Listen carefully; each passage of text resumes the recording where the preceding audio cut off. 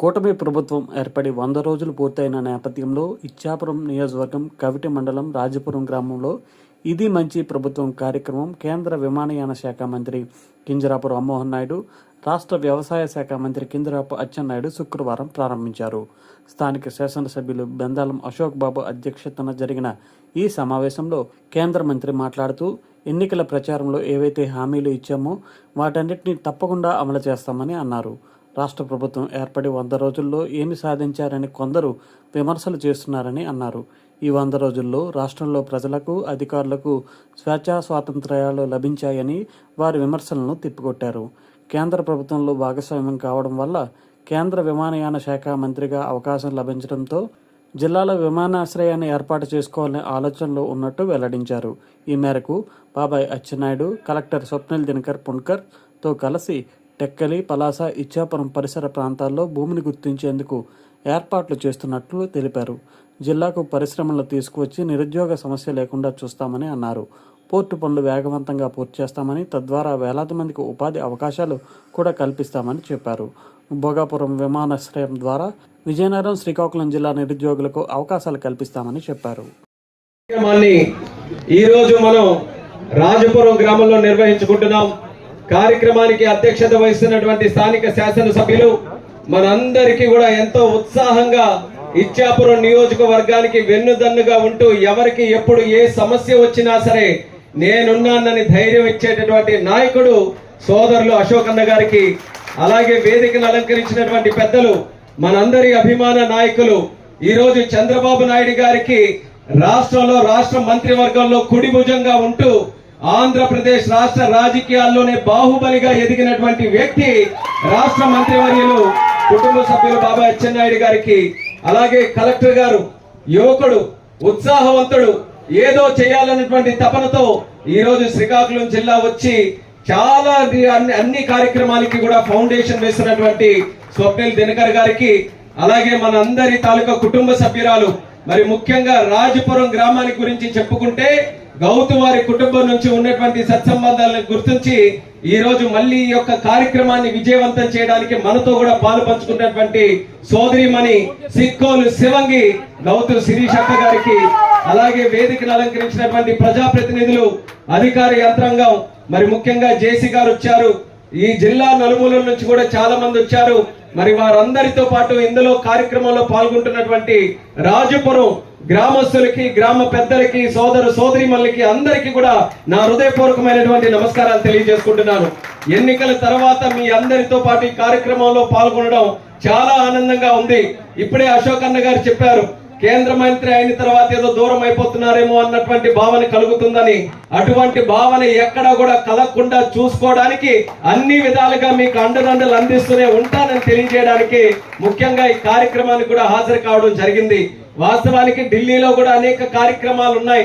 అనేక కార్యక్రమాలు ఉన్నప్పటికీ కూడా చంద్రబాబు నాయుడు గారి కార్యక్రమానికి రాలేనప్పుడు అందరూ కూడా చాలా నిరాశ చెందుతారు, బాధపడతారు. ఆ బాధని తొలగించడానికైనా రాజపురం గ్రామానికి ఈ ఖచ్చితంగా వాళ్ళకందరికీ కూడా ఒక భరోసా ఇవ్వాలని పెద్దలందరూ కూడా, రాజుగారు కూడా వచ్చారు, దాసరి రాజు గారు, ఆయన కూడా ధన్యవాదాలు, నమస్కారాలు తెలియజేసుకుంటూ అందరం కూడా కలిసికట్టుగా వచ్చామనంటే రాజపురం గ్రామం మీద మాకున్నటువంటి నమ్మకం అటువంటిది అనేది కూడా ఈ సందర్భంగా తెలియజేసుకుంటున్నాను. గతంలో ఎప్పుడు చూసుకున్నా సరే ఈ ఎన్డీఏ ప్రభుత్వానికి, అందులో ముఖ్యంగా తెలుగుదేశం పార్టీకి కంచుకోటలాగా ఉన్నటువంటి గ్రామం మన రాజపురం గ్రామం. అది మొన్న జరిగినటువంటి ఎన్నికల్లో కూడా మీరందరూ కూడా నిరూపించారు. ఆ యొక్క నమ్మకాన్ని నిలబెట్టాల్సినటువంటి బాధ్యత ఈ రోజు ప్రభుత్వం మీద, నాయకులుగా మా అందరి మీద ఉంది.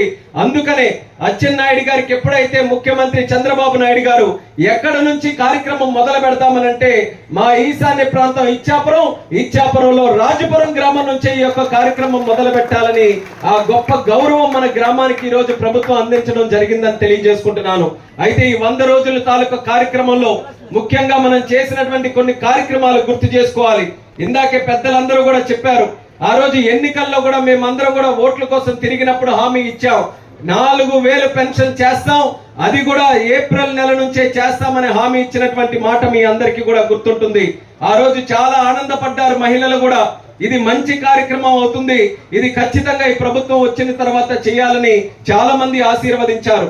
ఆ రోజు ఏ నమ్మకంతోనైతే మాటిచ్చామో, రాష్ట్రంలో అనేక కష్టాలు ఉన్నప్పటికీ కూడా మాట తప్పకుండా జూలై నాటికల్లా 3 నెలల తాలూకా బకాయిలతో కలిపి ఆ నెల పెన్షన్ 7000 రూపాయలు తలుపు తట్టి మీ ఇంటికి ఇచ్చినటువంటి బాధ్యత మన తెలుగుదేశం పార్టీ ప్రభుత్వం, ఎన్డీఏ ప్రభుత్వం తీసుకుందని గర్వంగా తెలియజేసుకుంటున్నాను.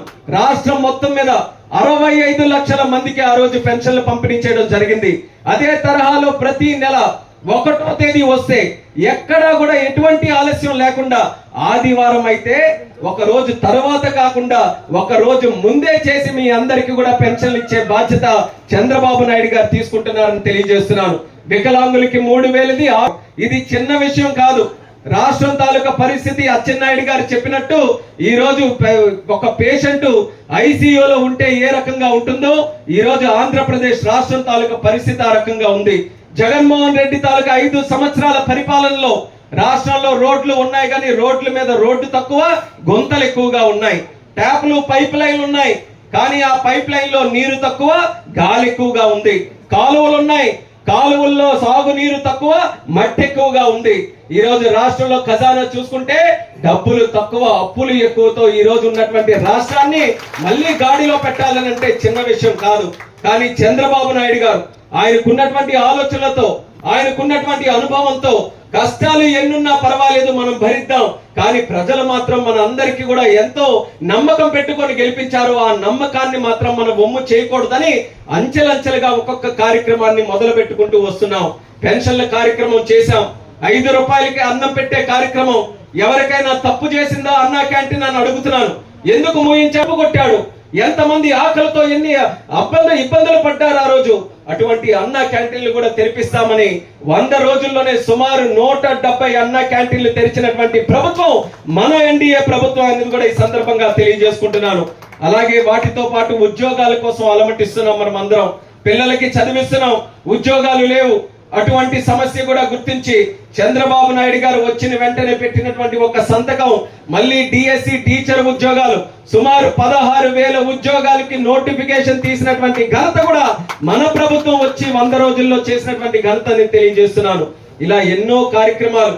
ఒక పక్కన కష్టాలు ఉన్నప్పటికీ కూడా రాష్ట్రం డెవలప్ చేయాలని ఒక పక్కన రాష్ట్ర ప్రభుత్వం, మరొక పక్కన కేంద్ర ప్రభుత్వం ఇద్దరు కూడా కలిసి కార్యక్రమాలు చేయడం జరుగుతుంది.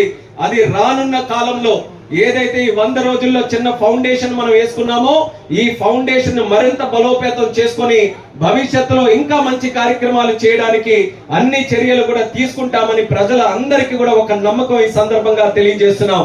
చాలా కార్యక్రమాలు మీ దృష్టిలో ఉన్నాయి, కానీ ఒక్కసారిగా అన్ని చేయాలనంటే ఈ కష్టమైనటువంటి స్థితిలో చేయడానికి చాలా ఇబ్బందులు ఉన్నాయి.